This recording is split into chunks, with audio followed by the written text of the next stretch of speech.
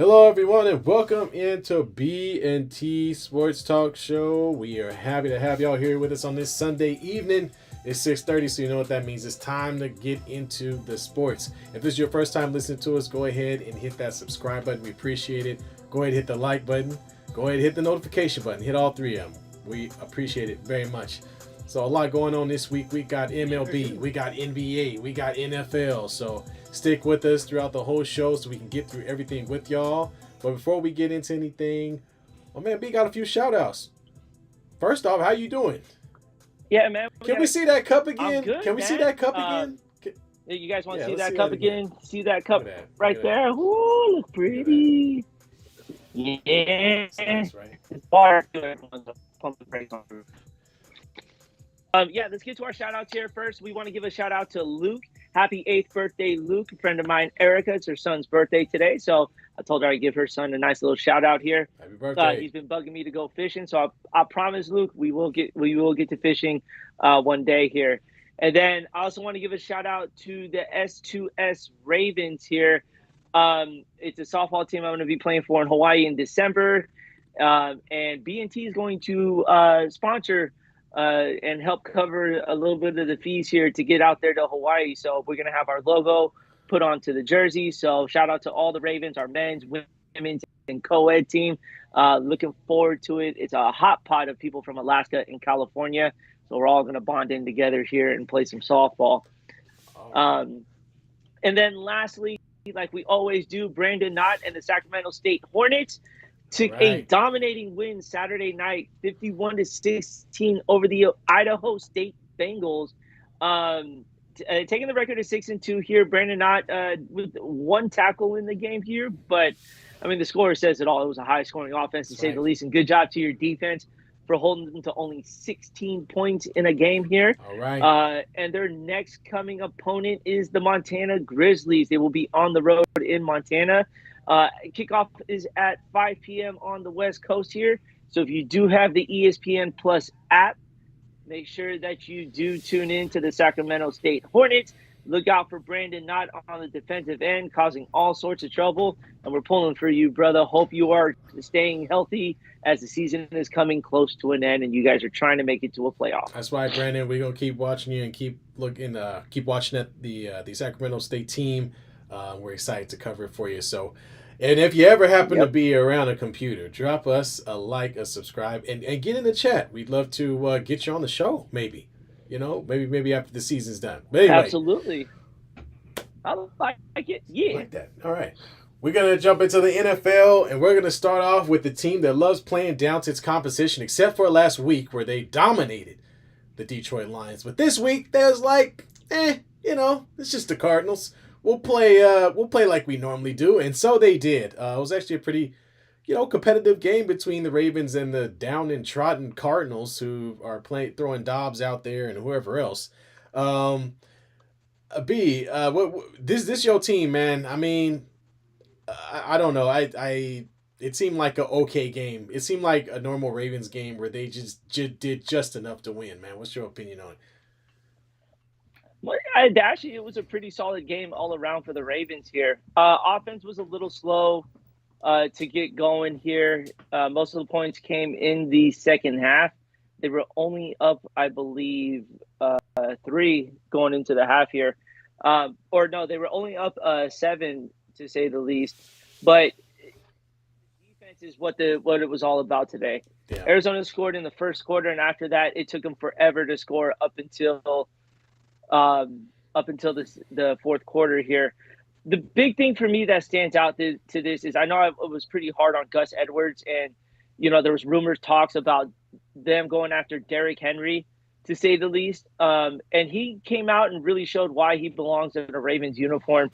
3 touchdowns, only 80 yards, but they were big touchdowns here in the red zone here, and that's what you want to see, that you could rely on a running back within that time, and you're not asking Lamar Jackson to really throw the ball here. So, I liked it overall. Lamar Jackson, great game, no turnovers, 1 touchdown, only 157 yards on the field in the air, but it was the turnovers. I could live with no turnovers, and this stat line here, because that means we won the game. So I'm all for it there. As long as we're putting W's up and they're taking care of the ball, this is all that matters. Yeah, he tried to throw one or two, but it didn't work out. So good thing he did. But yeah, definitely when you see the stat line, it's kind of like, eh. But Lamar Jackson, he handled business. Gus Edwards, I guess we'll credit B for adding the guy last minute on his fantasy team. Maybe that's what gave him the extra pump that he needed to get going in the right direction. The Ravens are on their way to being atop their division.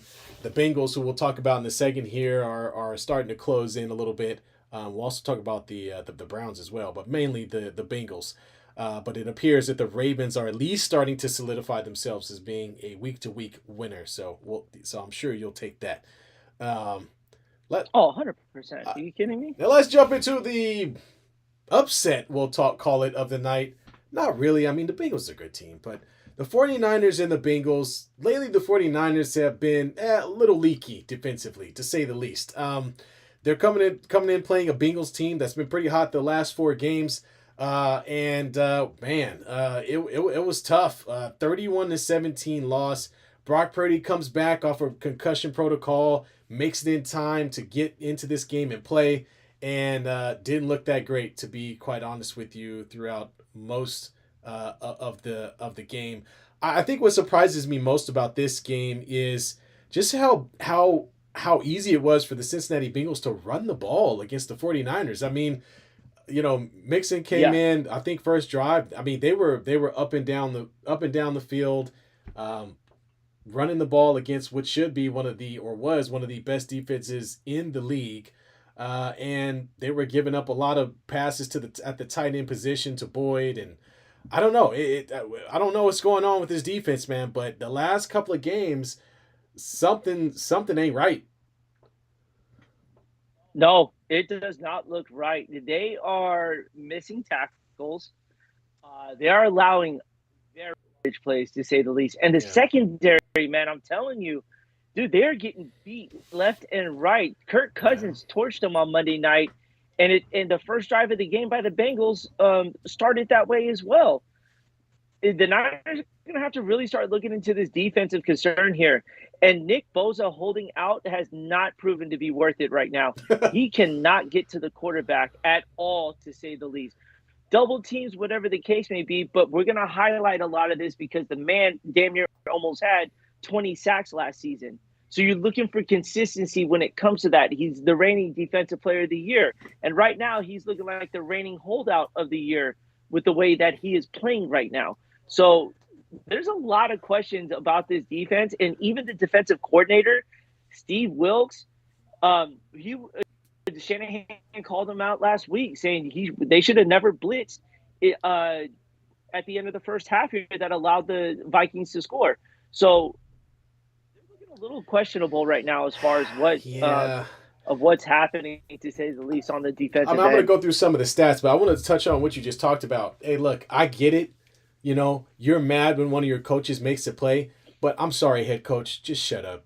Because at the end of the day, if you cause some confusion between you and that starts to spread through your team, it's not going to work out well for you. They don't need any dissension among the leadership of their group, of their team, if they want to continue what they did at the beginning of the season. So hopefully those two coaches get together and figure out what it is they want to do and then execute. Because what it looks like right now, it doesn't look like it looks like the passion's gone. So they're gonna have to find a way to get that on board. It always starts at the top. So Shanahan, go to your coach, talk to him, figure out whatever you need, hash it out, fight each other. I don't know, but figure it out and get it going quickly because y'all need to get back on board. This is your opportunity to be the best team in the NFC, and if you squander this year, you might not have a job next year. Just saying. So anyway, jump. And the offense. Go ahead, man. Go ahead. No. Oh, no, I was just going to say the offense, we can't look past the offense. Their first 3-4 games, they were scoring over 30 points a game. And now they're having a hard time getting to 20 points a game, to say the least. The last 3 games for Brock Purdy have not been impressive. We were waiting for that bounce back after the first loss on the road against the Browns. Really didn't see it against the Vikings. And then today it was not a good day for Brock Purdy, to say the least, throwing the ball. And I want to bring up to you, we saw it all week here. Brock Purdy was put into concussion protocol, and we all were kind of wondering why. Until the video showed on the 4th-and-1 sneak, a Yeah. Vikings player basically used his head as a battering ram and tried to take out Brock Purdy, to say the least. And then Brock Purdy today takes a roughing the passer penalty, but his head slams against the grass there. So, we all talked about the Tua Tagovailoa Yeah. incident last year, Yeah. where he took 2 concussions in less than 3 weeks. Yeah.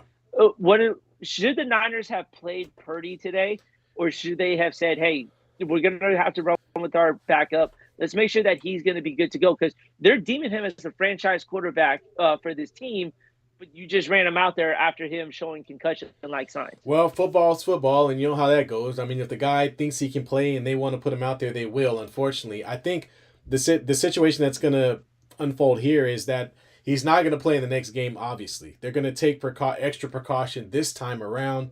But yeah, I mean, hindsight is 2020. Yeah, they probably shouldn't have played him this week. He didn't look very good. Took another hit that could keep him out for a longer period of time. And you certainly don't want to put your quarterback in the situation, as you just mentioned, like Tua, where now we're talking about a guy who can't even play for the rest of the season. So the brain is a delicate thing. Hopefully the Niners keep him out, make sure he's right before they bring him back. And yeah, so here's the deal. You want to protect Brock Purdy, run the ball. And if you look at the stats from this game, 22 for 31, 365 yards. They were throwing the rock. They were throwing the rock. Purdy himself had 6 carries for 57 yards. And then Christian McCaffrey comes in with 54 yards. So if Brock Purdy is half of your running game, you're probably not doing it right. And I think they have to get back to being able to run the ball and do it consistently the way they were doing it early in the season, because that's what's going to sustain their offense. They got a lot of offense. They got a lot of receiving yards. Not many touchdowns to show for it. But Kittle had 149 today. Brandon Ayuk had 109. So it's not like they weren't able to throw the ball around, but that's not where the Niners offense is centered. They got to get back to running the ball, running it often, being successful doing that. And hopefully getting Deebo Samuels back. Hopefully they get him back soon so that they can do a little bit more of the screen plays and more plays with guys with speed coming out of the backfield to help them out. Because Brock Purdy can't just, if he's going to be stepping back and throwing the ball, I mean, you can do that, but he's not going to be able to compete against guys like Joe Burrow and Jamar Chase and T. Higgins and some of these other great quarterback wide receiver tandems. So they got to figure it out, man. So we got to. Well, the other thing too is, I'm watching the game, dude. They're missing Trent Williams very, very much here, because that left tackle was getting beat like a drum every single time here. There was a point where they showed the back of Brock Purdy's jersey, and that's the dirtiest I have ever seen his jersey, to say the least. And that's another big piece that they're missing. They miss Deebo, they miss Trent, but they still have a lot of offensive weapons and a lot of firepower to help kind of ride the ship until those two come back. But I want to start the conversation here is with the Niners fans were hard on Jimmy G for his struggles here.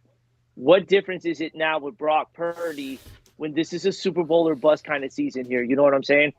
Are you guys giving him the same treatment? I believe Purdy deserves the same heat as Jimmy G did for his last 3 games of play. Because had this been Jimmy G in a Niner uniform, all hell's breaking loose. We all know that.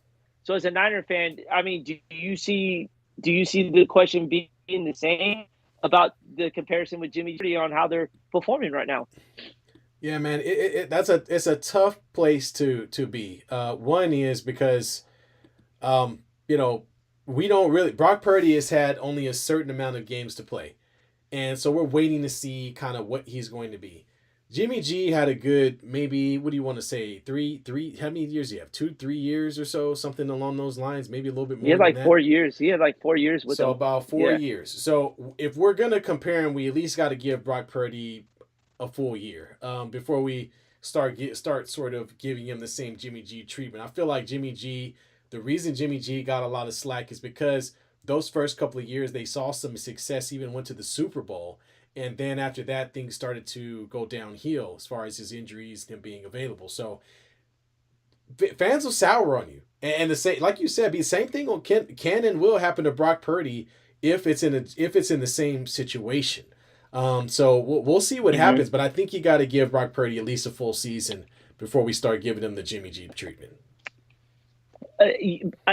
Just to, I just feel like when it's a championship season, there's very little room for error. Yeah. You know what I'm saying? The errors are going to happen. That's going to take place, but it can't happen for 3 straight games. He has not looked good in 3 straight games. He's about to triple his interception total that he's had. He's had technically a full season under his belt now. Yeah. So,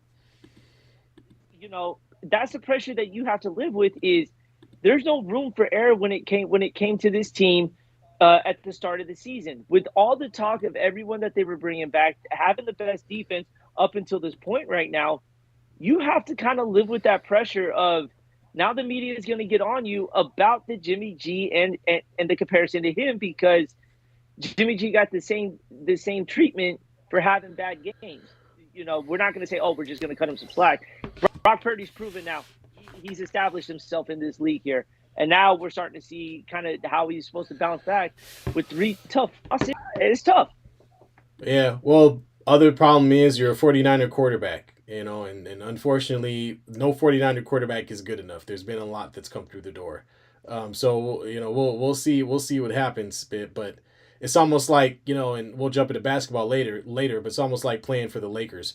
We'll sour on you real quick because the expectation is always so high. And so I think Brock Purdy is going to feel that too, just like Kaepernick did, just like Garcia did, just like Jimmy G did. Mm-hmm. If you're a quarterback with the 49ers, you're going to be compared to the greats that played there prior, because it wasn't that long ago. So yeah, it's going to be tough sledding. So we'll see, man. We got to get it. We got to get into the chat though. Chat's going, and I gotta get caught up here. Let's start with Drunk. Get us caught up here. What we got? Drunk.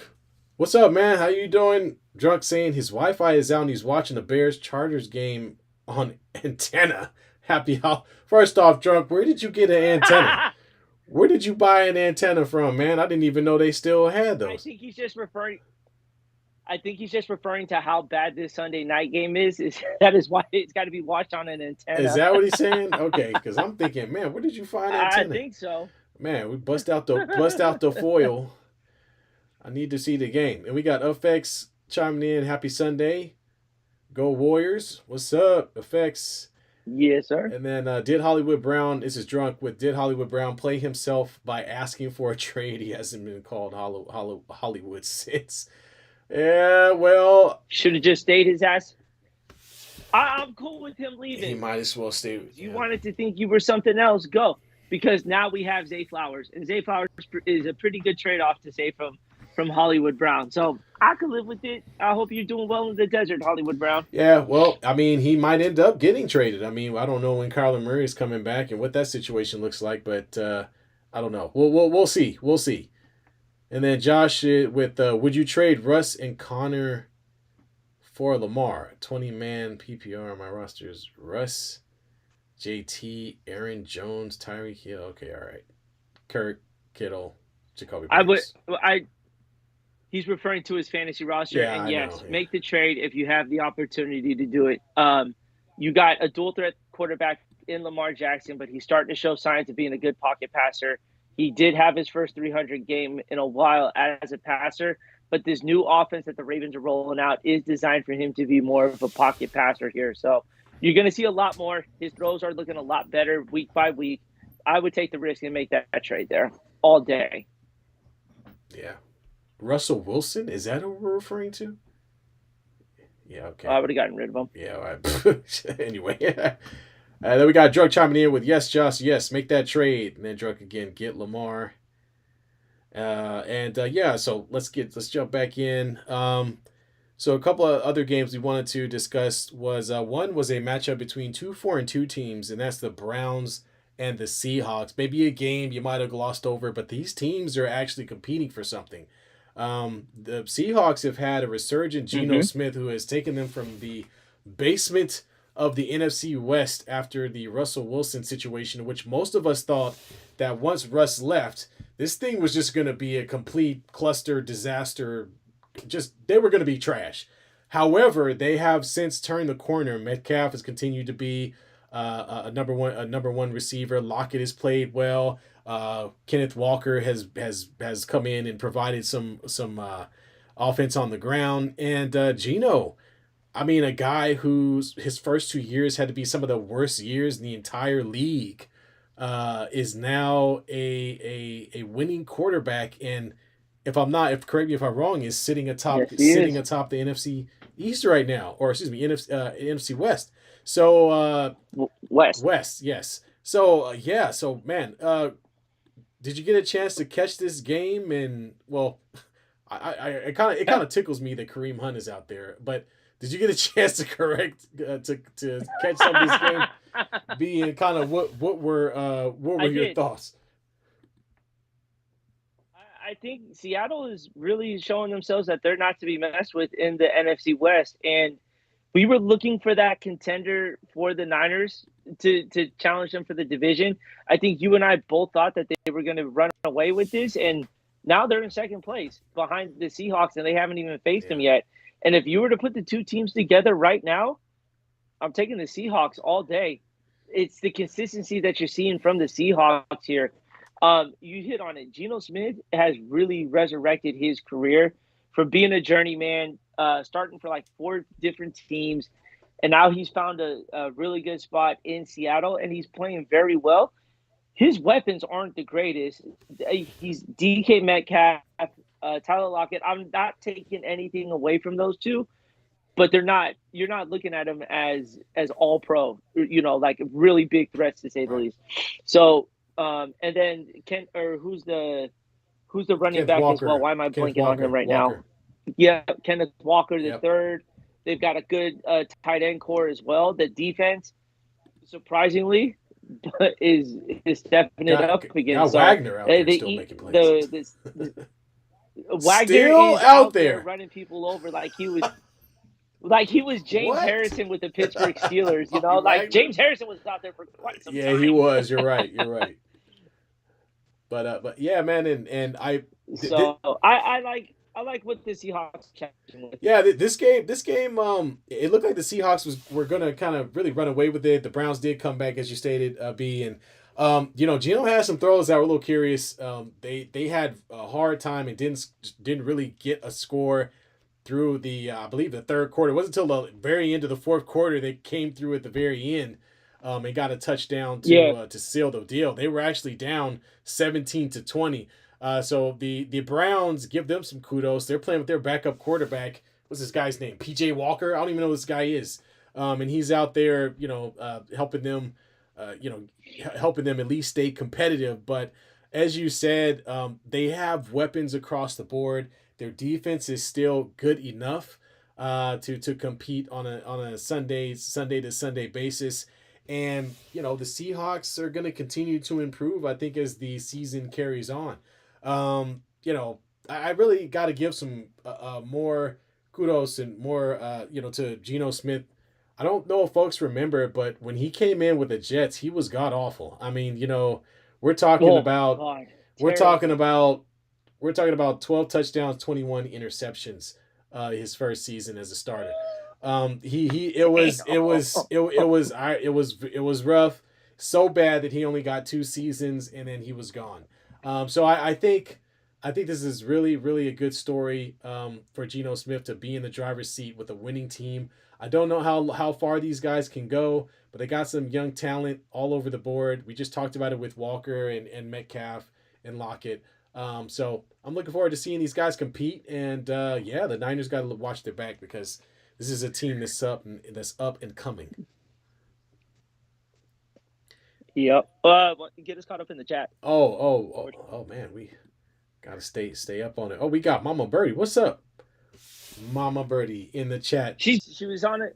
She was on a Oh, cruise down to Southern California, so she is finally back, and she's definitely feeling the effects of being on a boat. Definitely some sea legs, to say the least. oh man, that's fun times. I'm sure she was having all them little drinks with the little umbrella popping out the top of it. Welcome back, Mama Birdie. She says no, came back too early. So much for caring about the players' health. Yeah, so we're talking about Brock Purdy and him coming back a little early. And then we've got Drunk chiming in with no way, bro. Didn't say he don't know who PJ Walker is. He's the backup quarterback of the backup quarterbacks for the last 8 years.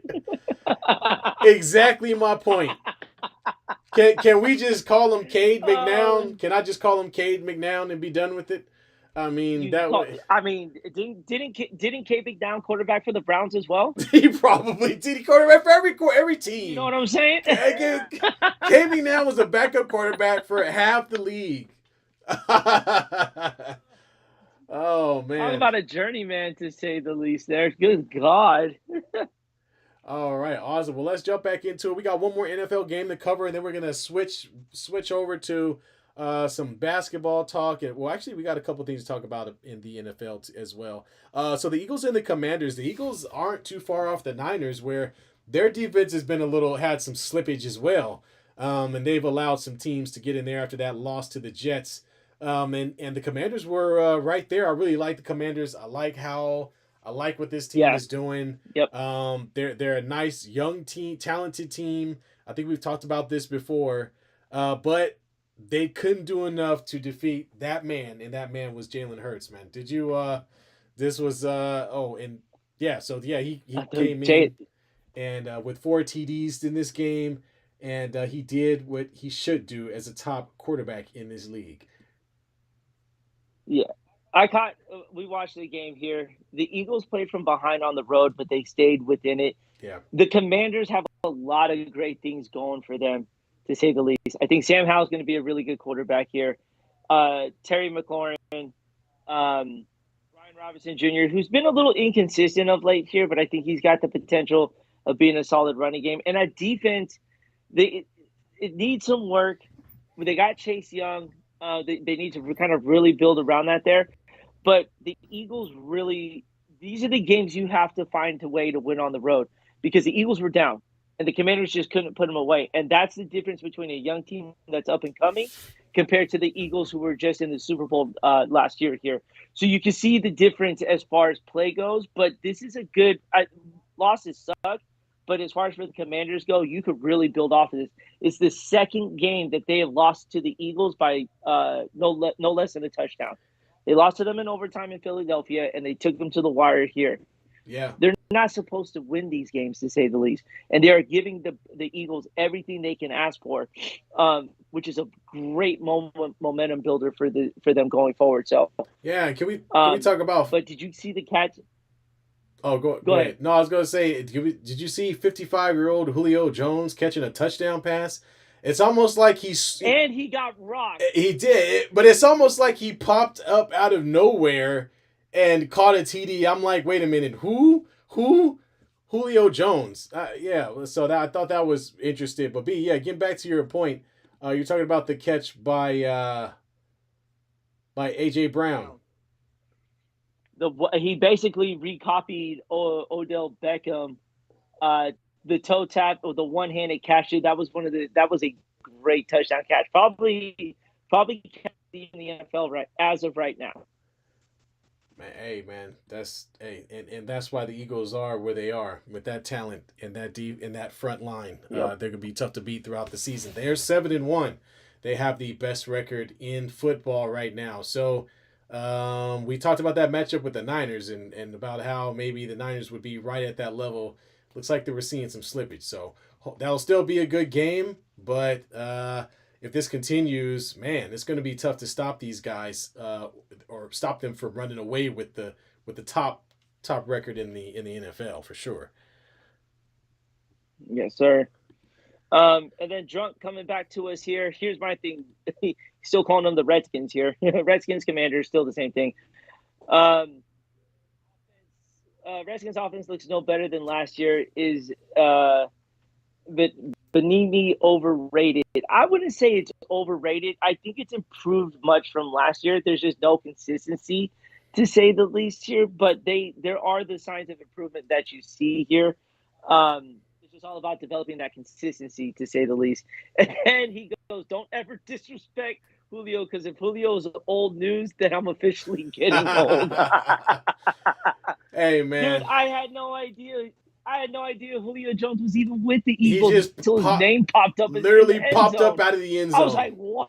He appeared, and then it was a touchdown. That's exactly how the play went, man. I didn't know where he came from, but kudos to Julio Jones, a fabulous career, obviously.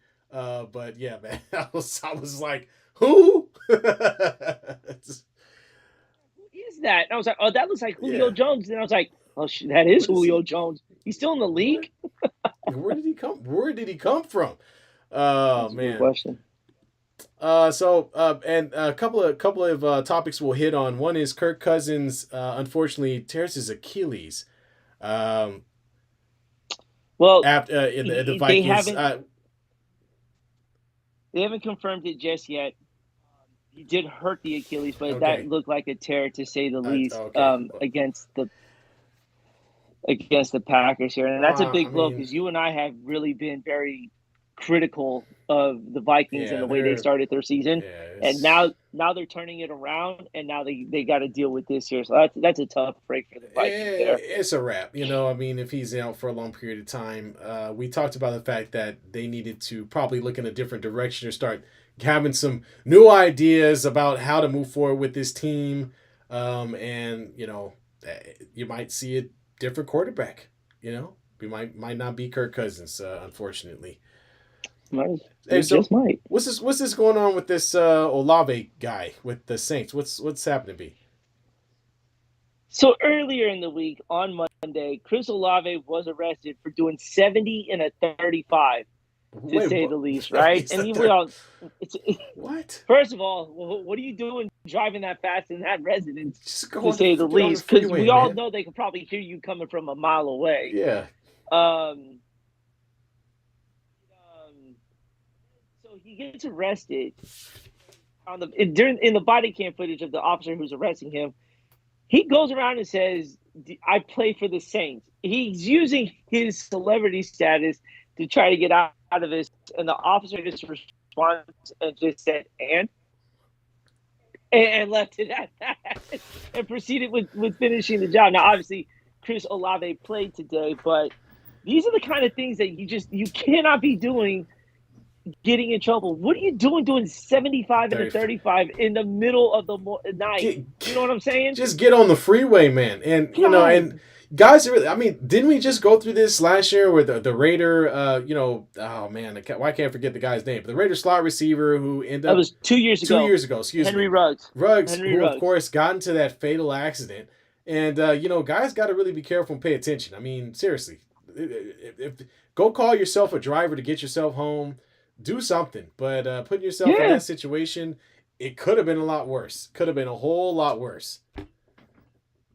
For sure, for sure. Oh, got drunk chiming in here. We got to keep him in here. So y'all treating Julio like a Pokemon. Wild Julio appeared in the end zone. Yeah, he did. He literally appeared in the end zone out of He nowhere, did. man. Come on. I mean, he hadn't been. I hadn't seen him all game. I mean, he just there he was. Oh man.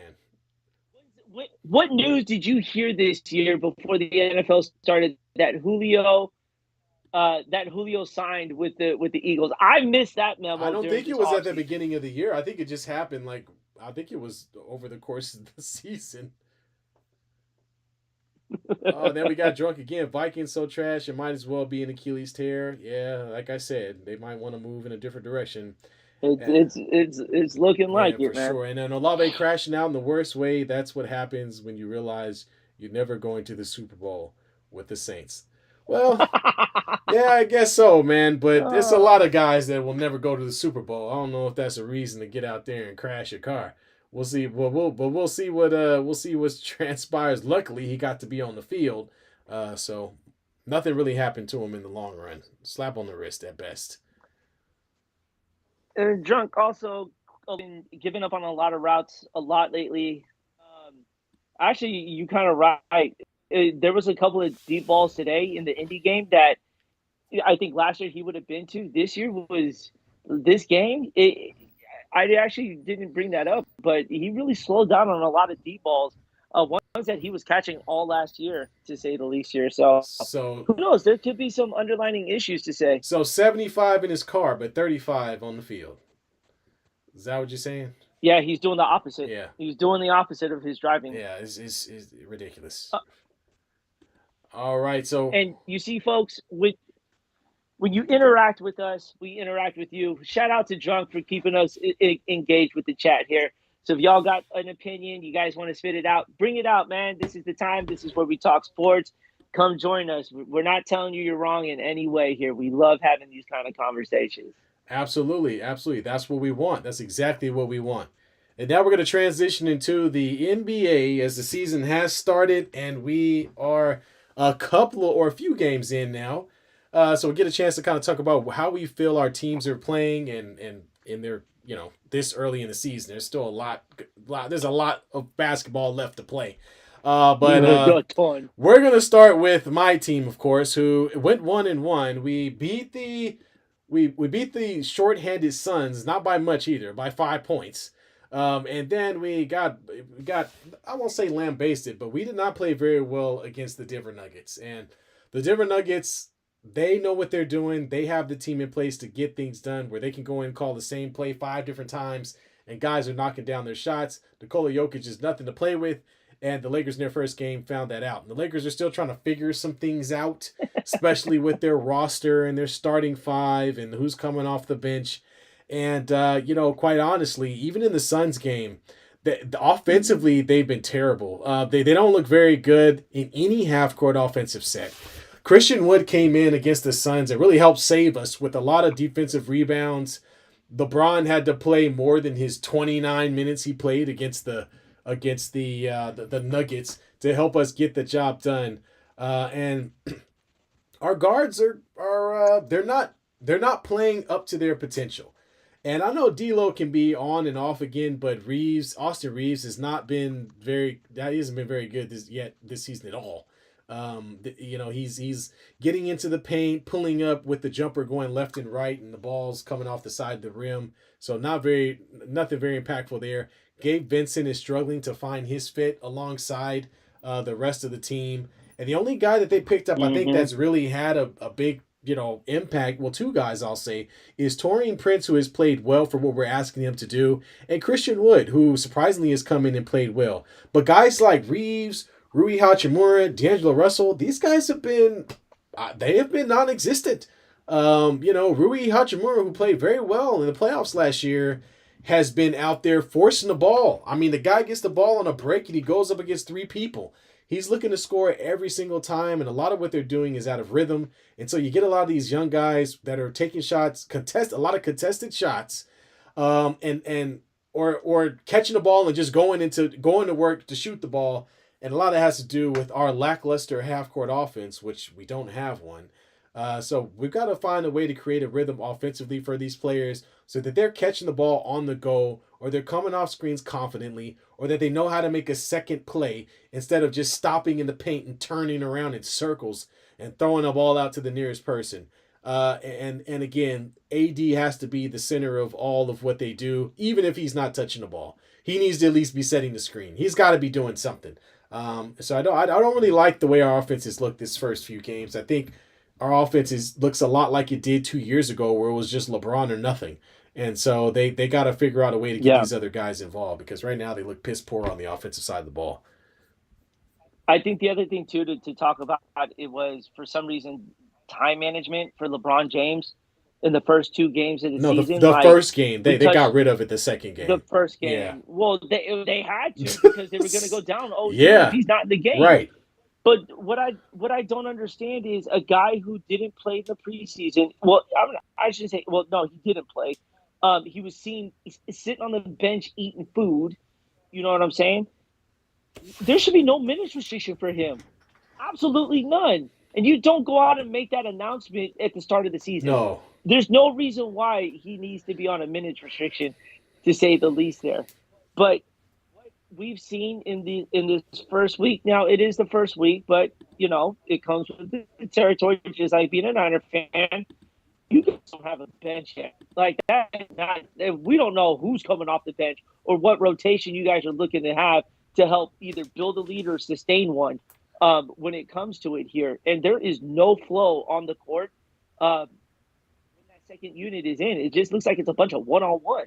Yeah, basically, and that's what I mean by people come out and they say a lot about AD, and it's like AD needs to attack, he needs to do this, he needs to do that, he needs to.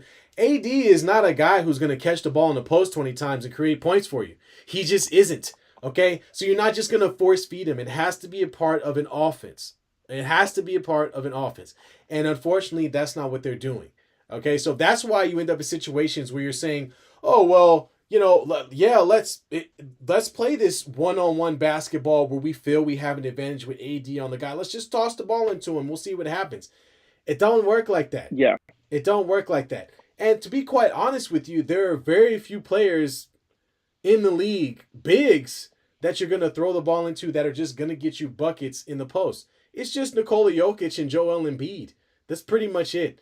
Anthony Davis is much more of a finesse player than those two guys. So he has to play in a situation where he's playing off of the guard and he's catching the ball in space to either finish or shoot.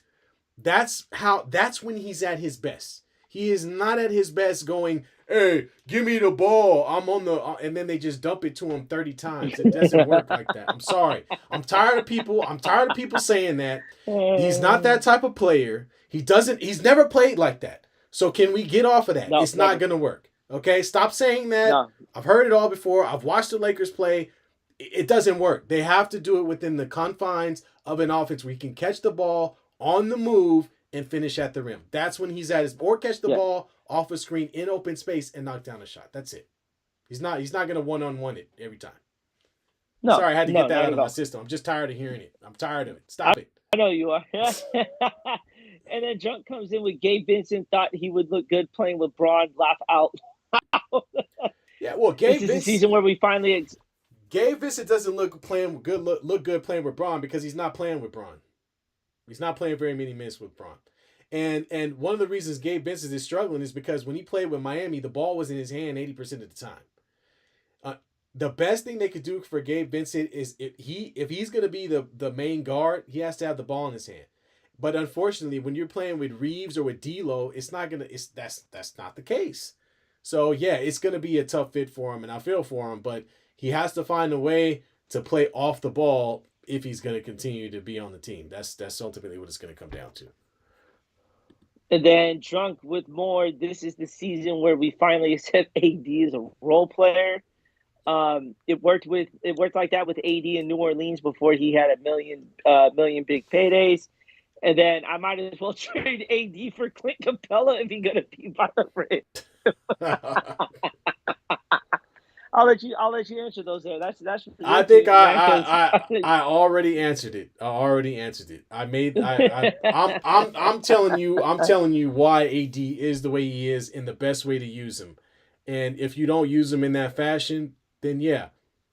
But if you told AD to do what Clint Capella does, he'd be just fine, to be quite honest with you. Yeah. So I mean, I would say so. Yeah. So I know I wouldn't trade AD for Clint Capella because AD can do the same thing. Matter of fact, I wish AD would just have a very simplified role like Clint Capella did, where he just rolls to the rim, catches the ball, and gets rebounds and putbacks. But everybody wants him to be Michael Jordan, 7 feet tall, and he can't fit that bill. He's not Hakeem Olajuwon. So yeah. There's only one player fitting that build right now, and we're gonna talk about him a little later on. Who's doing what AD wishes, what everyone wants AD to do. All right, we'll talk about that player in a sec here. Overall team, I mean, 1-1 with the Kings right now. I'd say it's not too bad. The rhythm has got to get found. They're just under a lot of pressure to find the rhythm. Yeah, man. I think your team's good, and I think what you can look forward to at least is a better regular season outcome. I mean, the fact that you won a road game today is great. Last year, road game victories were very, very tough to come by, and so hey, road games. The turnovers are not as much as they used to be. They're still turning the ball over. It's not like, what are you doing kind of moments. You know what I'm saying? I think the biggest thing for this team right now is going to be Chris Paul. Yeah. Chris Paul has to buy into coming off the bench. This the only way that this team is going to succeed, because you can see what he brings with that second Yeah. unit. It's a controlled second unit. There's nothing chaotic. There's nothing going on. When he needs to slow the game down, he slows it down. What he's got to teach Kuminga to do is to go to play at the pace that he needs to play at. Right now, I've seen Kuminga run 800 miles an hour, and it sometimes looks like a train wreck, to say the least. He's picking up his dribble too early. He's getting caught in double teams, and then he's trying to establish a fadeaway when he's already got the defender down by the hoop instead of just going straight up. I wish I could see a little more to that from Kuminga. I really like the second unit, though. This second unit, if it can stay the way it is, and Chris Paul helps with this second unit, it is going to be a really good year for the Warriors. Yeah, I think Chris Paul is going to make your young players 1,000 times better. And that's what you just mentioned. Kuminga, Moody, playing next to a point guard like Chris Paul, you don't have to catch the ball and make some type of rash decision anymore. Now you can just find your spot of where you're going to be on the floor. Chris is going to Chris is going to come and draw the attention to himself with that jumper. And create some space for you to get a clean look, and if you decide to cut to the rim, Chris Paul is gonna see you. So he's gonna make their job a lot easier with that second unit, and we saw it today. You want to keep Curry's minutes down. He shouldn't have to go for 40 points every game for you to win. If you can slot Chris Paul into that second unit, he'll help those young guys grow. He'll help keep the leads safe, and that way, when your starters get back in the game, hey, all you got to do is come in, knock down a few threes, and the game's over. And that's what we saw today against the Rockets. Yeah, and that allowed Curry to come in and do Curry-like things to end the game, because Houston made a ferocious comeback, to say the least here, and probably scared a little bit of the Warriors, to say. But they were able to maintain that there. Yeah. And they allowed the starters to come in and finish the job here. And that's what you want. Last year, the Warriors were down by 20 going into the fourth, and they were having to play too much catch-up to finally cut the lead close. But they exerted all that energy. They didn't have enough to close a lot of these games out on the road. So watching them close out the game tonight against the Rockets, I don't care if it's a bad team or not. These were the games that they were losing bad last year. It was some bad losses like this here. So good start to the week here. I like it. We took down the Sacramento Queens with ease here with a ferocious fourth quarter again. The Warriors are, I think, on average 40 points a third quarter right now. Yeah, and, they're back to their Warrior-like things here. Yep, back to their third quarter runs. And so let's jump over to another player who's starting his first season or rookie season. None other than Victor Wembanyama, who came over from France. The 7 foot, how tall is this guy? 7'4" or some crap like that. 7'4", 7'5". I mean, all I can say is when you see the guy on the court, he looks different. You know what I mean? He's visibly bigger. And when I say bigger, taller. But he's visibly taller and longer than everybody on the court, which when you're watching a basketball game makes you look twice and go, wait a minute, is that him? And why is he out there guarding that giant? And, the guy can do some things on the court that we haven't seen before. And that's a 7'4" guy catching the ball at the 3-point line, knocking down shots. He's able to fill lanes with a 8-foot wingspan. And he's a guy that dunks like he's your 5-year-old dunking on a play school court in your living room. So it's just, he's fun to watch. I think he's going to be a great player, but the Spurs are not a good team. So it's gonna take some time for them to get there. The Spurs aren't going to be a good team, but they're going to be a fun team to watch because of Victor Wembanyama. I've been very impressed with his first 2 games here. The biggest question going into it was how is he going to handle the physicality of the NBA here? It's not the same as it being over in Europe. Yeah. A little more different here, and quite honestly, he's answered the bell so far. You mentioned it, things that he's done on the court that we generally don't see. The dude took an alley-oop away from his own teammate and dunked it on his own teammate to proceed with it as well. You know what I'm saying? But in a day and age where the big man is being asked to shoot, you are seeing a guy who could really light up the board when he finds his rhythm here. I can't wait to see how the rest of this year is going to play out. If he keeps it the way it is right now, I think what he's averaging 18 points a game right now, and averaging almost 10 rebounds a game. So he's almost a double double machine right now. Yeah, To say you he's can't getting say that a beat lot up. about rookies. He's getting beat up a little bit Yeah. today, but they're playing against the Clippers, so they're down 37-56. So likely to take a L in this one. But um, uh, yeah, I mean, we're like pumping this guy up, and he's got 4 points uh, in the game today. But I know. anyway, Thanks, Victor. Thanks, Victor. Appreciate it. yeah. Well, apparently he's nothing. He's nothing. Nothing to Ivica Zubac, who is giving him the business, I guess, tonight in this game. But in any case, as a young talent, he'll get better and better as the season goes on. But man, I want to talk about some drama here, man. We got to talk about this guy, and we've discussed him before. And quite frankly, I'm kind of getting tired of him. And that's none other than the regular season king, James Harden. Regular season King James, we'll call him. He's in another situation, much like the one he was in Houston, where he decided he didn't want to play anymore. He completely no-showed on the team. Same thing again. He went to the Nets, didn't like that anymore, demanded a trade, and then he goes to the 76ers.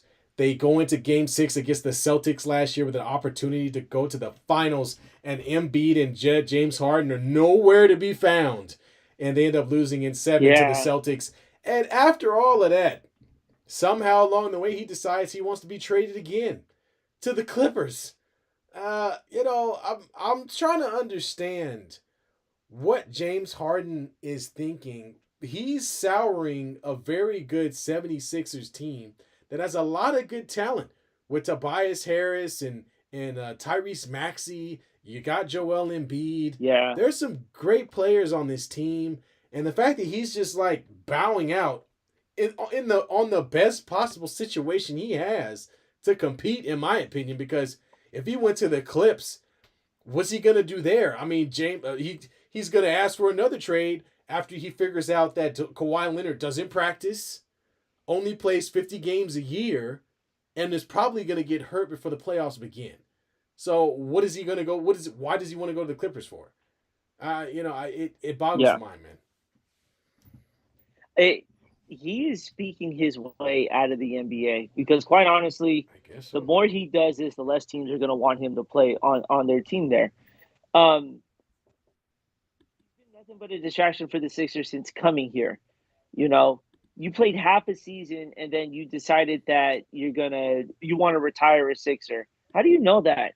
You can't even stick with the team long enough to understand that. Your longest tenure was with Houston. And when you guys weren't going anywhere, you were unhappy, so you went to Brooklyn. Brooklyn didn't work out there. You had 2 teammates that didn't even want to be there themselves, so you get traded to Philly. And now you got a problem with ownership, and now ownership has a problem with you.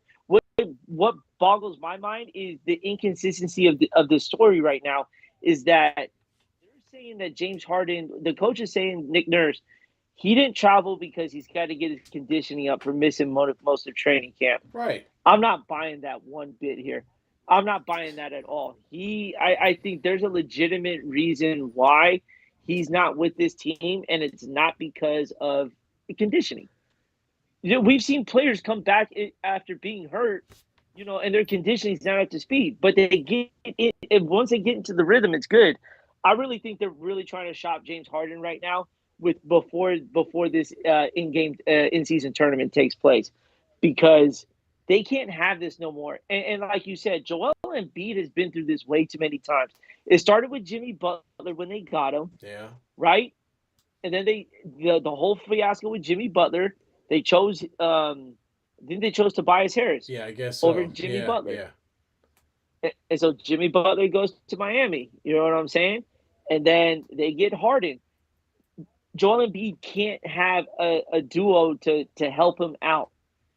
He's trying to get through all of this by himself, and they're trying to pair Batman and Robin. But shame on the 76ers for not handling this properly here. And if they don't handle this properly this year, I wouldn't be shocked if Joel Embiid says I'm out. Yeah, Because I wouldn't want to go through this no more. As when you're trying to win a championship in this league. yeah. I mean, shame on Maury for doing the same thing twice.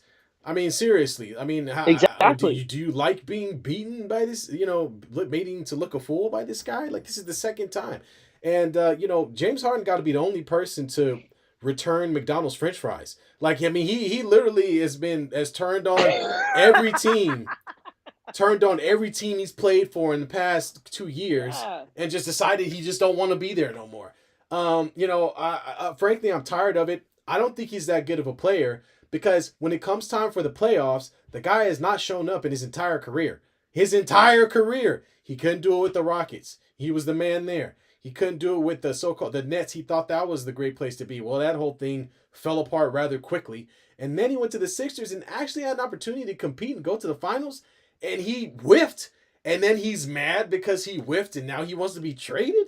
Like this has to be the zero accountability show because this guy has shown no accountability for what he's done to these teams, what he's contributed.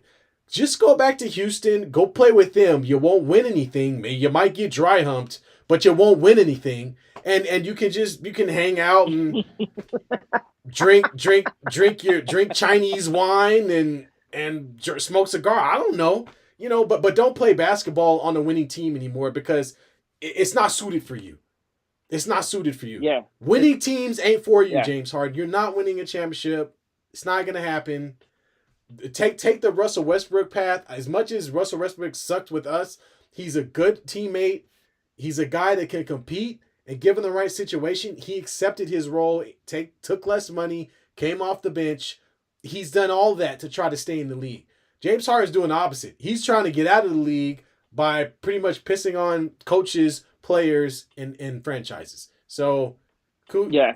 Good luck. And it's not fair to the fans either because we all know how diehard Philly fans are when it comes to their sports. It shows with the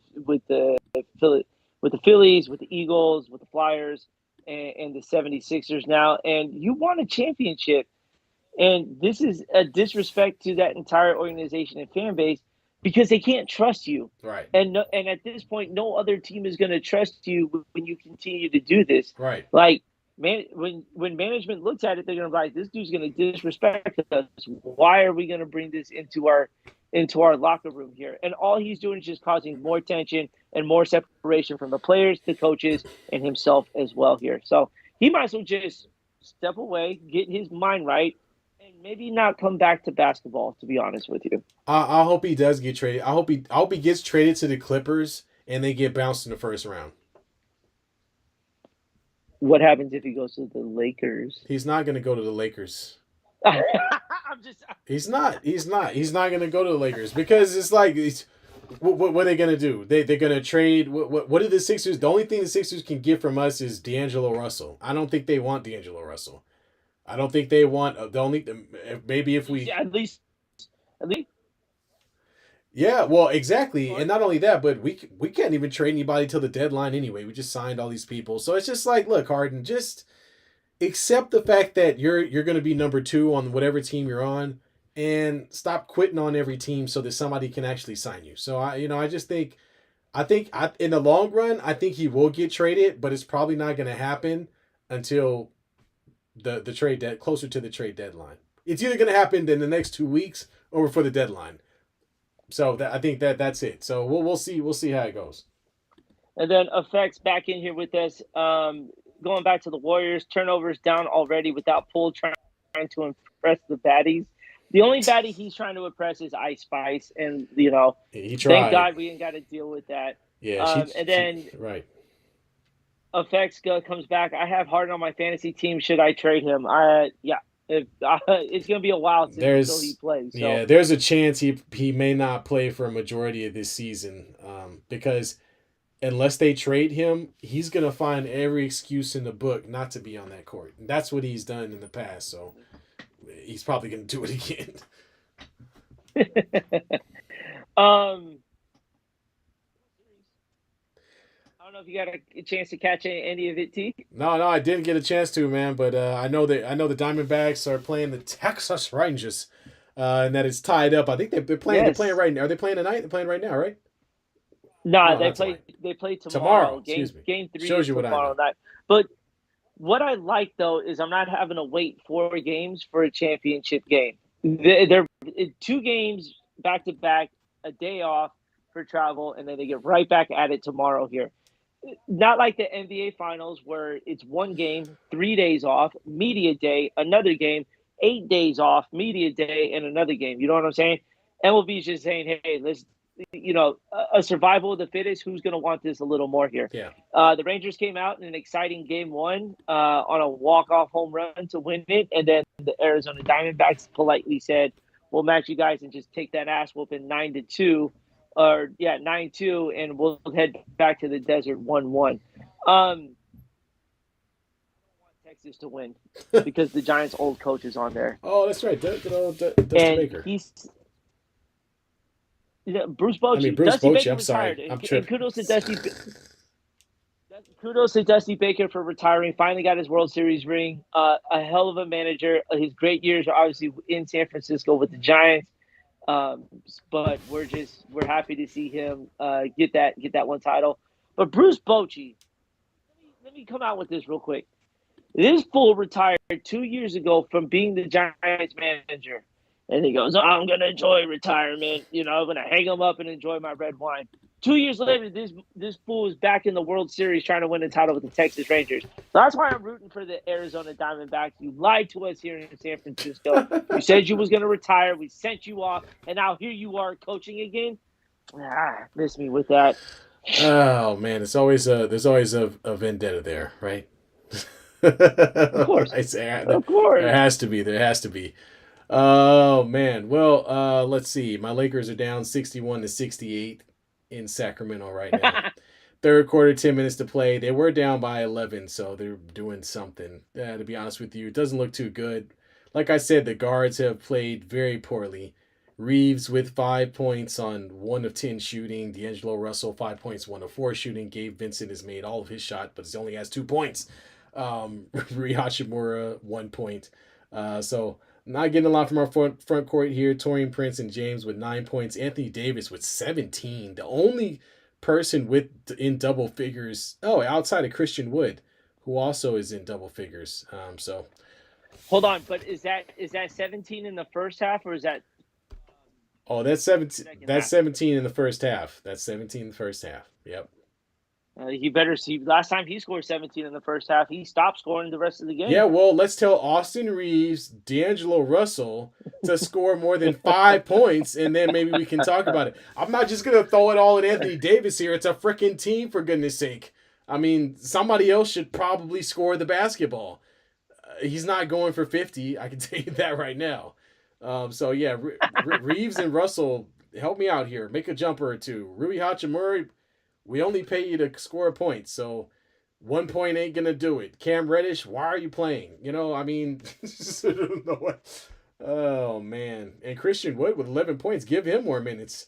Yeah. I don't know. We'll see. Anyway. Might as well. Well, folks. Hey, Halloween is around the corner. That's right. You got your kids. What you got planned for Halloween? Kids are ready. We already did the trunk or treat thing on Friday, and then we're doing trick or treating on Tuesday.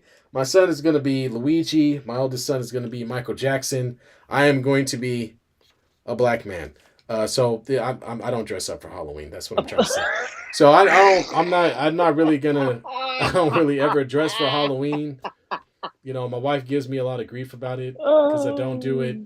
My kids even look at me, "Daddy, what are you going to be this year?" But same thing I am every year, employed. It's not that's it, man. Did you ever dress up? Did you ever dress up as a kid growing up or anything like that? Yeah, once or two. Yeah, we did.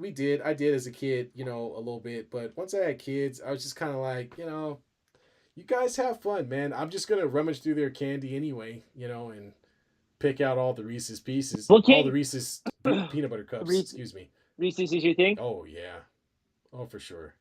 I'm a Kit Kat guy. I like Kit Kats too. Kit Kat. Yeah, Kit Kats are good, man. what is it? Little sweet tarts or something like that. That's my number Sweethearts, two there. sweethearts, or sweet tarts? Sweethearts, yeah, love those. Because sweet Sweet tarts are the tarts, little, sweet tarts are okay, the little circles yes. that not The, not the not the little chalky ones. ecstasy looks.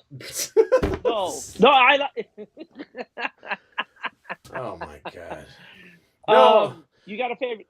You got a favorite Halloween movie? Oh yeah. Well, I got a few. I mean, if I it depends on if I want to be serious or if I want to laugh. So if I want to laugh, I'm watching the first Halloween. I love the first Halloween. First Halloween's great, great movie.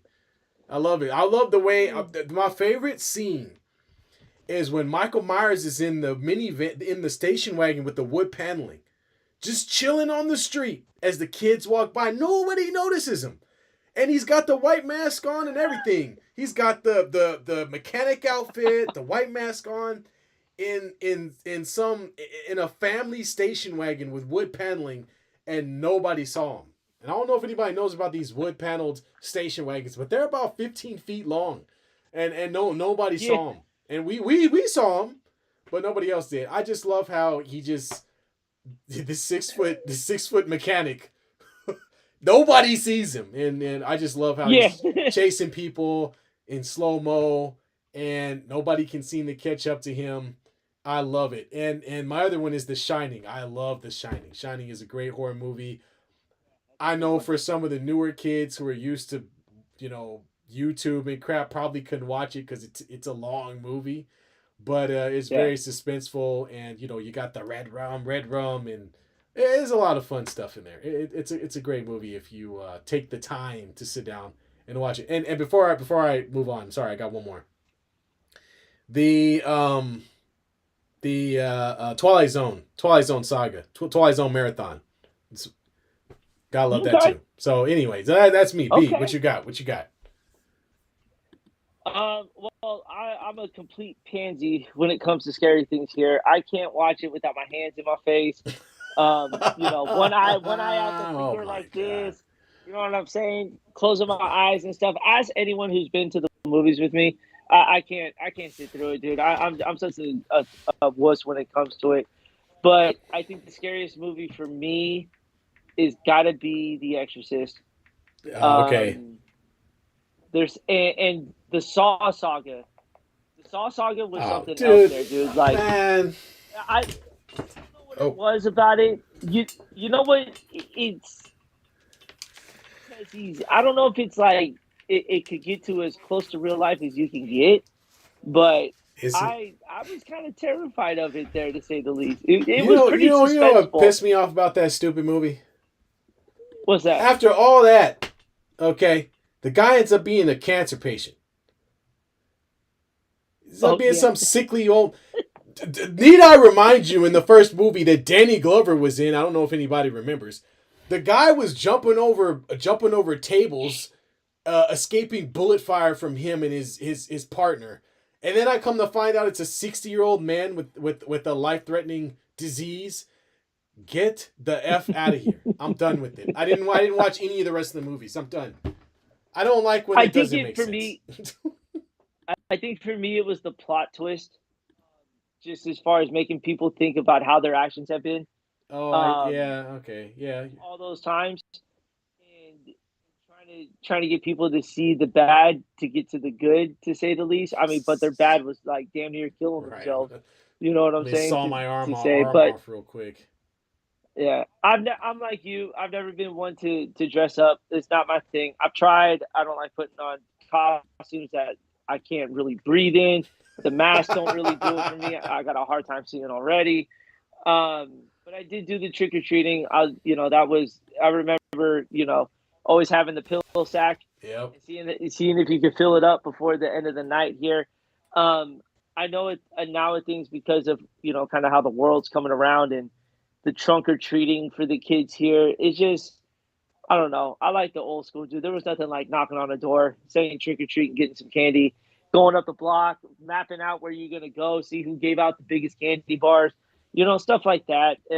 I know trunk or treating is the thing now, but it takes away from the fun on actual Halloween of people staying out and going trick or treating. Yeah. But I can get why though. Yeah, yeah. Well, we're lucky, we're in a community where we can go and kind of do a full circle and get all the candy. So we're fortunate to be able to still do that. I know a lot of people don't really want to do that, or maybe they're fearful about their kids picking up candy from some weirdo or something. But uh, yeah, I mean, it's a fun time. My kids love it.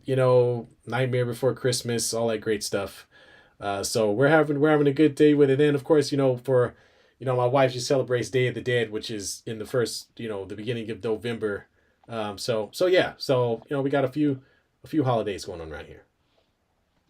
Yeah, man, absolutely. All right. Well, we want to give some shout outs to the chat for getting busy. Drunk, thanks for dropping Yeah. in. Sober or not, we want you in here. And then we got Effects. Thank you for joining in. Josh, who wanted our opinion on Russell Wilson. And then Mama Birdie. And yeah, Drunk. Thanks, man. You really kept it up for us. We appreciate you chiming in, even though you was trying to doodle on my team. Although I understand because I loved they are it. the they are Loved the every single Lakers. They minute are of the it. Thank you, Lakers. I'm drunk. gonna be. There's no way for me to escape it, especially here in California. So, or in Northern California, I should say. Well, with that being said, B, you got anything else to chime in on and throw in there? Hey, man, we picked up 3 subscribers during this show here, All so thank right, you all that's what I'm for talking about. coming to the channel, getting us to 135. If you guys know anyone who would appreciate this kind of content, please spread the word. There's a couple platforms we want to join and really be able to branch out, but we need to up our subscribers here. So, let everybody know about it. Get them over here. Let them know that it's a fun show to be a part of here, and we always gonna give you guys your shout outs when you come and join us here. Absolutely, absolutely. And what we do is interactive, as you saw. So if you get in there, we're gonna shout you out. Whatever you have to say, no matter what it is. Even if you say Lakers suck, which Rachel used to would commonly do. We're still gonna appreciate your comment. So with that being said, be on the lookout for us next Friday. We will be dropping another Pick'em Dummies video again right around 9 p.m. Mhm. And then, of course, our next show will be Sunday as usual at 6:30. Again, Sunday at 6:30. If you haven't already, go ahead and hit that subscribe button. If you're a subscriber and you're here, please hit that like button. That's really helpful for us too, so that other folks can experience the joy that is the B&T Sports Talk Show. So hit that like button for us. If you're a Absolutely. subscriber, hit that notification button. We appreciate y'all. Y'all have a wonderful night. Have a good night, everyone. Peace.